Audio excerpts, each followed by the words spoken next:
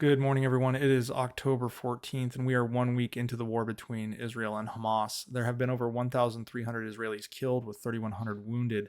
There are confirmed to be over 120 hostages from multiple countries being held by Hamas. The number of Americans dead remains at 27. For Britons, the number is 17 dead and missing, and there have been 3 Canadians killed. There has not been an update from the Palestinian Health Ministry, so as of right now, the Palestinian deaths still sit at 1,537 as of yesterday morning.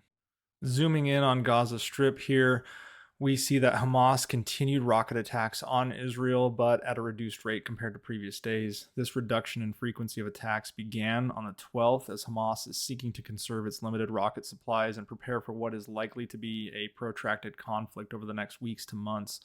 Hamas has claimed to have launched 150 rockets at Ashkelon, which is located here, and Sderot. They launched 50 rockets at Sderot, which is located here.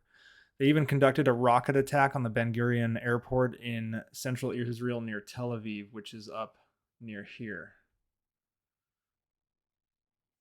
Hamas justified these rocket barrages as a response to Israel's actions, particularly the displacement of targeting of Palestinian civilians, is what they're claiming. And the Israeli Defense Force countered by saying that Hamas has fired 6,000 rockets at Israeli targets in the last 7 days. One notable incident that took place on October 13 was the Israeli Defense Force successfully intercepting an Ayash 250 rocket fired by Hamas from Gaza. The reason this is significant is because of the target that it was intercepted en route to. This rocket actually was heading towards Safed from Gaza, meaning it traversed this entire region but was intercepted. This is the furthest target Hamas has attempted to strike since the war began on October 7th. In addition, some launches were conducted by the Palestinian Islamic Jihad, also known as the PIJ, and we have seen some suicide drone launches from Hamas as well. As far as the West Bank is concerned, which you can see in this blue shaded area here, Palestinian militants engaged in clashes with Israeli security forces across the West Bank at a higher rate than normal, which aligns with Hamas's call for increased escalation. There were 32 documented instances of small arms fire confrontations between the Palestinians and Israeli security forces or Israeli settlers on that day. Additionally, the Palestinian Islamic Jihad, or PIJ, released a statement announcing the launch of a campaign to carry out widespread attacks in Jenin, which is right here, and is a stronghold for Palestinian militants in northern West Bank. Looking back at Gaza Strip, on October 13th, Hamas responded to Israeli calls for Palestinian civilians to evacuate the northern Gaza Strip by urging them to stay in place. The Israeli Defense Forces had informed the United Nations on October 12th that 1.1 million residents in northern Gaza should relocate in the next 24 hours. The IDF explained that in the coming days they plan to continue significant military operations in Gaza but wanted to avoid harming civilians. Hamas spokesperson Abu Abaida characterized the Israeli call for evacuations as psychological warfare against the Palestinians and encouraged the local residents to remain where they are. This tactic underscores Hamas's ongoing strategy of using civilians as human shields, deliberately placing them in harm's way to shield their military infrastructure and weapons from attack. By keeping civilians in the area, Hamas can continue to use regular civilian activities to conceal military operations. The UN reported that as a result of the ongoing conflict, 423,000 out of the 2.3 million people in Gaza had become internally displaced, highlighting a significant humanitarian impact of the conflict on the civilian population. So as you can see here, there is the blue area that Israel has told the Gazans to evacuate from, and they have opened a second corridor for evacuation. The first being this route here, the second being along the coastline here. Now, footage that I can't show you out of Gaza showed Hamas using a vehicle-borne improvised explosive device and detonating it on one of the evacuation routes. The attempt here is to stop the exodus of Gazans from the area and frame it as an Israeli airstrike. It is very strange that the footage we saw seems to show the precise moment when the explosion took place, with someone filming at a distance that is far enough to stay safe, but close enough to get really clear footage of the explosion. Now, this vehicle-borne ID, or VBID, serves 3 purposes. It stops the evacuation and thus puts civilians in the line of fire, which is something that Hamas wants to do. It angers the Palestinian population, thus creating more fighters, and discredits Israel on the international stage by saying that they are actually conducting airstrikes, although most experts know that this was clearly a vehicle-borne IED.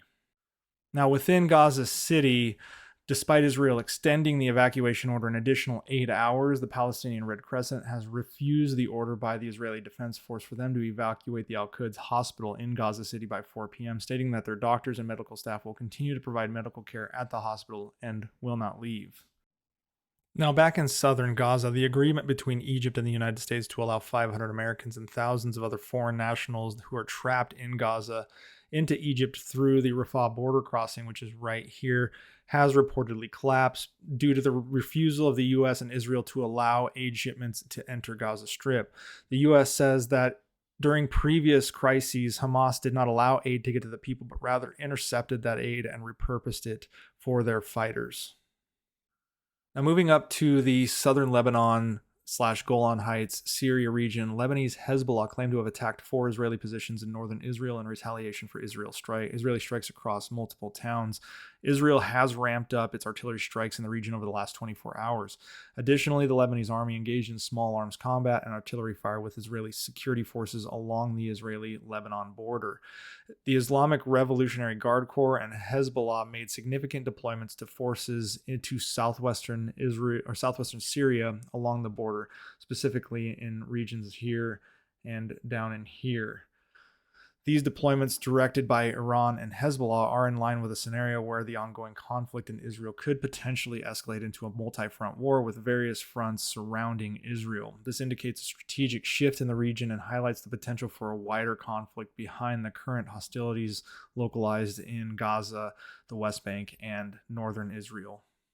Pertaining to Iran, the Iranian Foreign Affairs Minister has repeatedly emphasized that Israel's perceived war crimes against Palestinians could lead to the expansion of the conflict to a wider region. He conveyed this message during several meetings with Lebanese Hezbollah officials and the Iraqi Prime Minister.